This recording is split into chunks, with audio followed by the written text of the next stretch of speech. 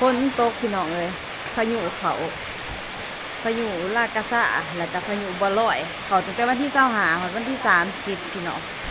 สิเมียนเครื่องบุสิแล้วหรือบ่ย่านไปได้คอนเทนต์ใหม่คือน้ำท่วม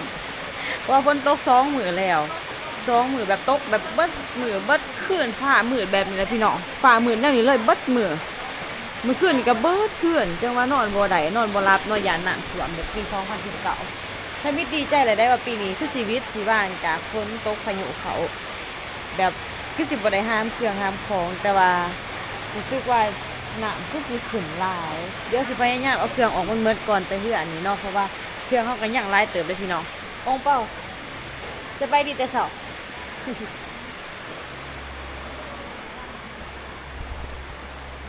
พี่น้องเครื่องเขาอย่างประมาณนี้เด้อ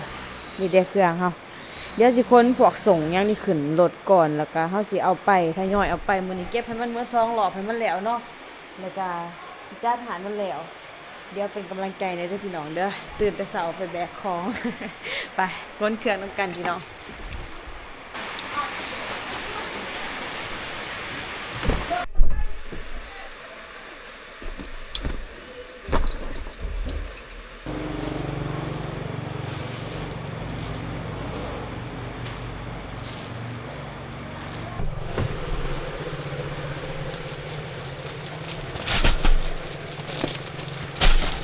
พี่น้องสภาพรถเต็มตึกเลยพายุเขาพี่น้องเหมือนบัดถีบได้น้ำเต็มห้องเลยพี่น้องเอ้ยเห็นเลือดไอ้บัวไหลน้ำท่วมเลยพี่น้องนี่น้ำเต็มเบิดห้องเลยโอ้ยเดี๋ยวสิบ่ได้เทิงคอนเทนต์น้ำท่วมบ่แนวนี้มาน้ำท่วมเดือน11พี่น้องเดือน11แล้วน้ำเต็มเลยเห็นบ่พายุพี่น้องพายุ2 ลูกตั้งแต่วันที่25จนไปถึงวันที่30ก็เลยว่าโอ้แนวนี้เสี่ยงต่อการถึงน้ำท่วมในน้ำเต็มเบิดห้องเลยพี่น้องโอ้น้ำมันแบบมันจำห่วยเลยพี่น้องพิตากาเกี่ยมแล้วนี่หีบพ้นเครื่องออกเขาต้องหีบพ้นเครื่องออกแต่เหือนแล้วก็ไปหยุดหาดเนาะเพราะว่าอยู่หาดมันเป็นพื้นที่สูงตลาดมันจะสูงกว่าอยู่เหือนเลยพี่น้องคันว่าน้ำท่วมอยู่บ้านนี่เนาะตลาดก็ถือว่ารอดเครื่องเฮาเดี๋ยวเบิ่งไปนำกันเห็นบ่บรรยากาศตามชายทางเขาจะเหลืองกาเกี่ยมเอาเครื่องเอาของออกเลยมันยังอยู่นี่เลยน้ำท่วมบ่อยู่นี่หรือว่าแนวใดบ่เพิ่นท่วมอันนี้เฮามักสร้างเหลืองแย่ขึ้นมาเลยเด้อ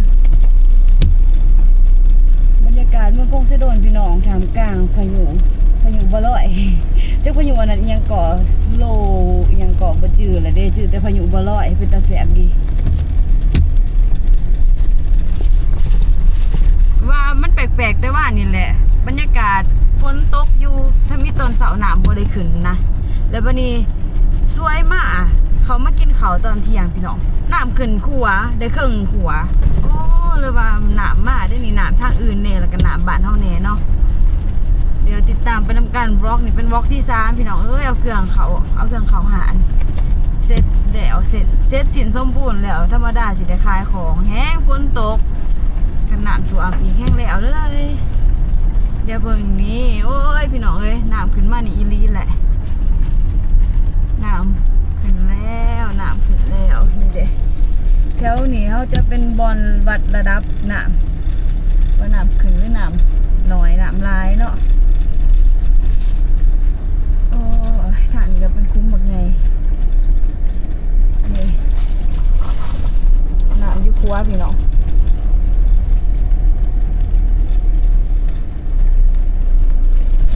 โอ้ยน้ำขึ้นร้ายแล้วพี่น้องเอ้ยเป็นบรรยากาศในครัวโอ้ย เบิ่งนำกันเนาะนี่แหละคันว่าน้ำขึ้นน้ำลงเขาเบิ่งกันอยู่นี่เพิ่นว่าน้ำออกแกงแล้วพี่น้องน้ำออกแกงแหละไปเดี๋ยวไปเจอกันอยู่ตลาดพุ่นแหละคนเครื่องคนคล้องเขาไว้พี่น้องเดี๋ยวไปอัปเดตในหาดในเบิ่งบรรยากาศตลาดเมืองโขงพี่น้องเงียบเงาฝนตกคนกับบอได้มาขายของหลายเห็นบอกบอดหมักไหมเขาก็ปิดไว้เบิดเพราะว่าเขาบ่มา ฝนตกเดี๋ยวเขาเลยบ่ลง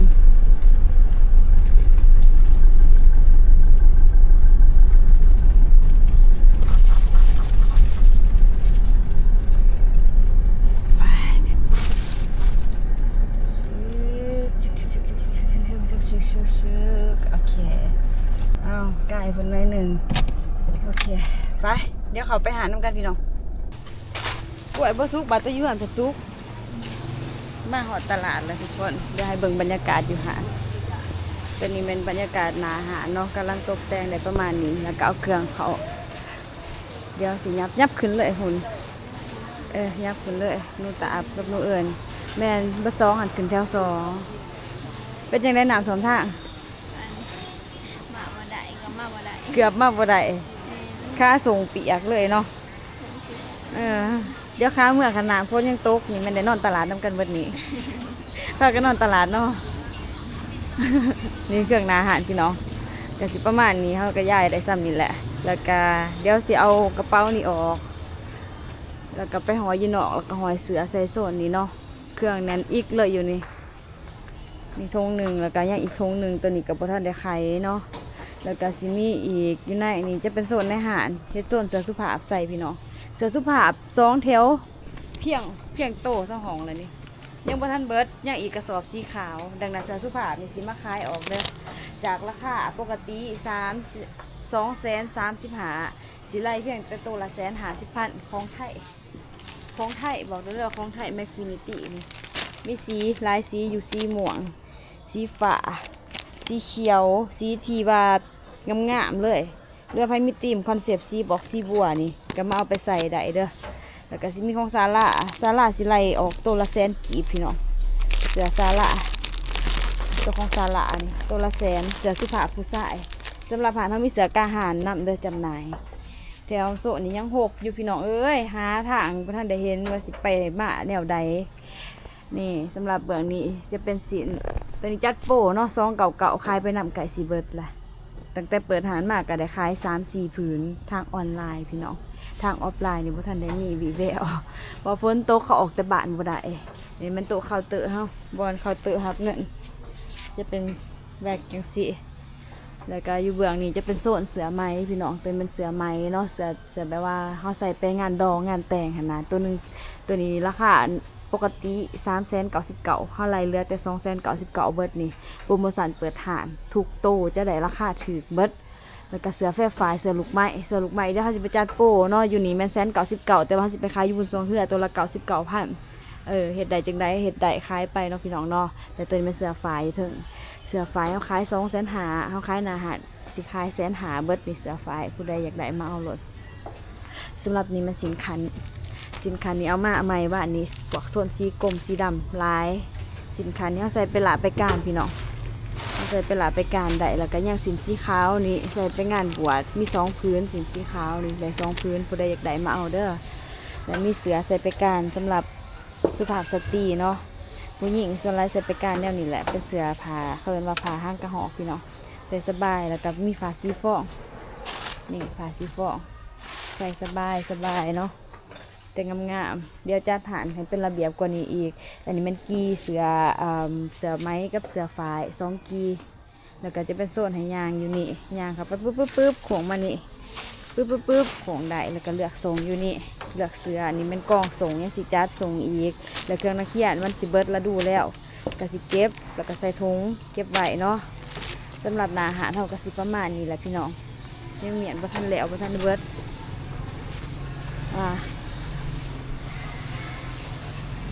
นี่เดี๋ยวสิใส่ป้ายอยู่แจ่นี่แหละป้ายหารนะต้องมีป้ายหารบอกแต่ตัวนี้มันเสือผู้เฒ่าเสือทางผู้สูงอายุเดี๋ยวกะสิใส่ไปเติมอันนี้มันเสือข้ามผู้ใดอยากได้เสือข้ามกับมาเอาเด้อตัวหนึ่ง85,000อันนี้มันเสือเบียร์ล่าแบบที่สหองมักใส่เขาใส่ไปแบบว่าใส่ไปขี่รถขี่ละค่ะนะมันกันล่มได้เนาะเขาเป็นเสือกันล่ม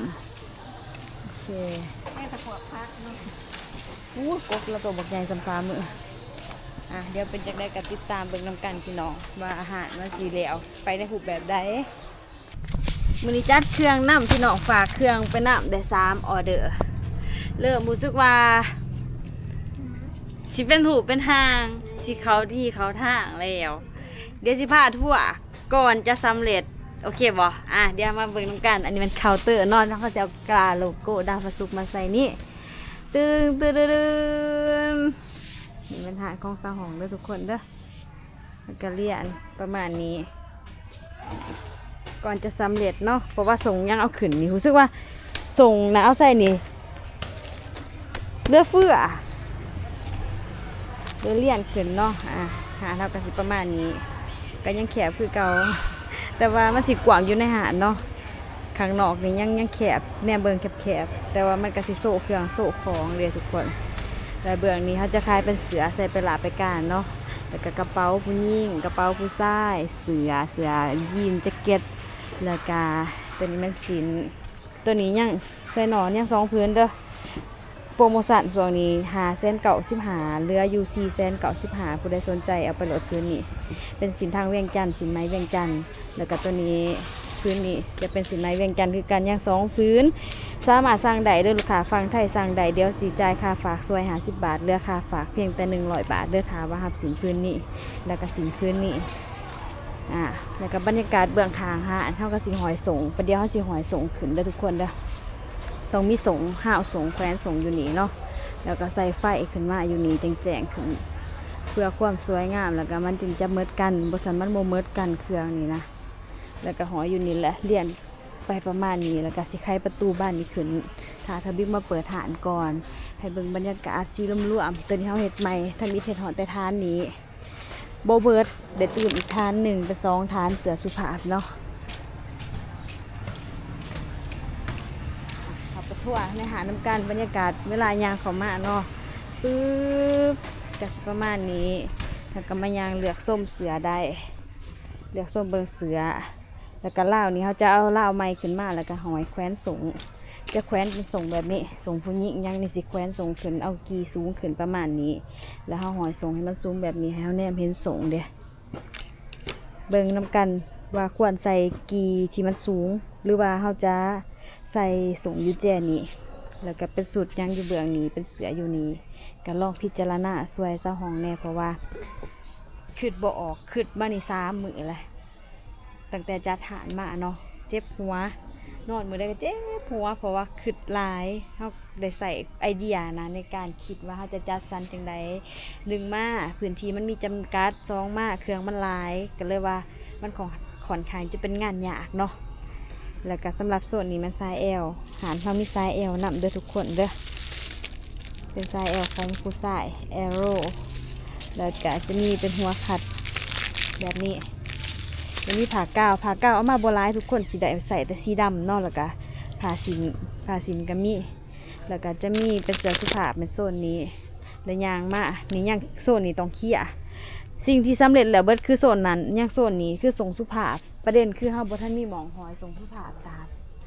ทรงสุภาพเฮาสิไว้ใส่ใช่แต่ว่าเสือผู้เฒ่าตัวนี้เสืออันนี้เฮามายัดใส่กล่องนี้ได้แต่ว่าทรงสุภาพนี้เฮาต้องหาหมองให้เพื่อนใช่หมองโซ่ขึ้นบ่โซ่ก็บ่ได้คล้ายเด้อค่ะหรือว่าเฮาโซ่ซ้ำนั่นแล้วเฮาก็เลียนลุ่มบ่โอ้ยคิดบ่ออกเกาะนี้บ่หรือเกาะนี้บ่มีหยังเลยได้แม่นเพราะว่าเสือมันเขินมันก็บ่หกแห้งปานใดคิดบ่ออกพี่น้องแล้วตัวได้ที่บ่ได้ขายนี่ก็สิเอาไปเก็บไปขายบนสองเหือนำเอาไปขายถือคันขายถือขายบ่เบิดสิได้เอาไปแจกเพราะว่าป้าไว้ก็ขับผ่านพี่น้องเอ้ยแล้วก็มีอีกเด้อสินพวกนี้มันสินหมวดนี้มันสินสะพายบ้านเฮาเองแล้วก็มีเสือผู้ชายเด้อเสือแพทตาเสือซาฟารีตัวนี้มันเสือผู้ชายสำหรับใส่ไปงานดองงานแต่งหรือว่าเป็นเจ้าภาพใส่เสืออันนี้งามแล้วมีเสือสูทนำเสือสูทเฮาจะห่อธงไว้เสือสูทมี3 สีสีกรมสีดำสีขี้เทาสีแดงมี4 สีเด้อแล้วก็กระเป๋าผู้ชายก็เซลล์ออกทุกอย่างมันเปิดหารลด 30% ทุกอย่างเลยเด้อนี่ส่งจัสตินยังก็มีส่งนี่เริ่มสูงขึ้นกว่าเก่าเห็นบ่ตะกี้เฮาจะหอยจะกองเพียงแต่นี้แต่วันนี้เฮากองขึ้นสูงเลยให้มันเบิดกันเดี๋ยวเป็นจังได๋ก็ติดตามไปอีกเนาะพี่น้องเนาะ